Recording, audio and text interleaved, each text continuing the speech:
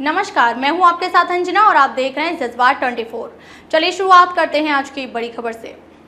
भारत के GPI plan का विरोध, जाने क्रिप्टो करेंसी, रिन्यूएबल एनर्जी और अफ्रीकी यूनियन पर क्या है G20 देशों की राय।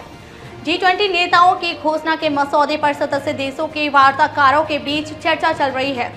इसमें कई मुद्दों पर मतभेदों को कम करने पर ध्यान केंद्रित किया जा रहा है, जिनमें डिजिटल पब्लिक इंफ्रास्ट्रक्चर यानी डीपीआई जैसी भारत की पहल से लेकर जीवाश्म ईंधन के इस्तेमाल में कटौती तक शामिल हैं।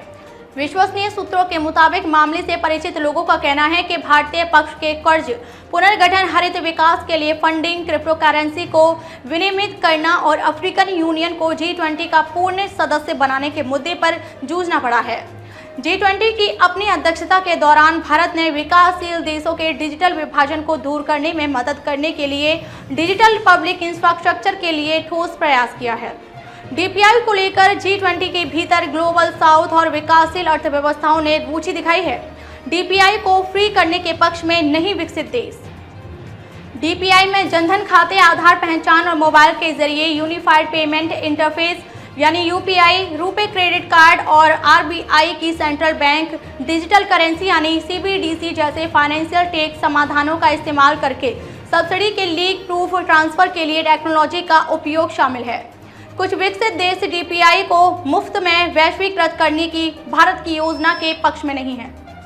यही नहीं, पेमेंट सेवा देने वाली पश्चिम की कुछ कंपनियों ने इन प्रयासों के खिलाफ पैरवी भी की है। कुछ विकसित देशों के विरोध के कारण G20 में इस मामले यानी डीपीआई पर सर्वसम्मति संभव नहीं दिख रही है। रिन्यूएबल एनर्जी के प्रयास को झटका, सूत्रों के मुताबिक जानकार लोगों के हवाले से बताया है कि सऊदी अरब, चीन और रूस जैसे देशों ने जीवाश्म ईंधन की खपत को कम करने के प्रयासों को पीछे धकेला है। वहीं कई यूरोपीय देश क्रिप्टो करेंसी पर संभावित नियामक ढांचे को लेकर भारतीय पक्ष से असहमत हैं। अफ्रीकी यूनियन को G20 का पूर्ण सदस्य बनाने के भारत के प्रस्ताव को association of south east Asian Nations यानी कि आसियान के सदस्यों और ऑस्ट्रेलिया से भी कई आधार पर विरोध का सामना करना पड़ा है। कुछ देशों ने तर्क दिया है कि अफ्रीकी ब्लॉक को शामिल करने से G20 का चरित्र बदल जाएगा। यूक्रेन संघर्ष पर बंटी राय, यूक्रेन संघर्ष को लेकर G20 देशों में गहरा मतभेद है, जो पिछले G20 शिखर सम्मेलन के बाद से व्यापक हो गए हैं। पश्चिमी देश यूक्रेन संघर्ष को संबोधित करने के पक्ष में हैं, जबकि रूस और चीन इस बात पर जोर दे रहे हैं कि G20 इस मुद्दे को उठाने का मंच नहीं है। अब तक के लिए बस इतना ही, फिर होगी आपसे मुलाकात एक ऐसी ही बड़ी खबर के साथ। तब तक के लिए नमस्कार और देखते रहिए जज्बात 24।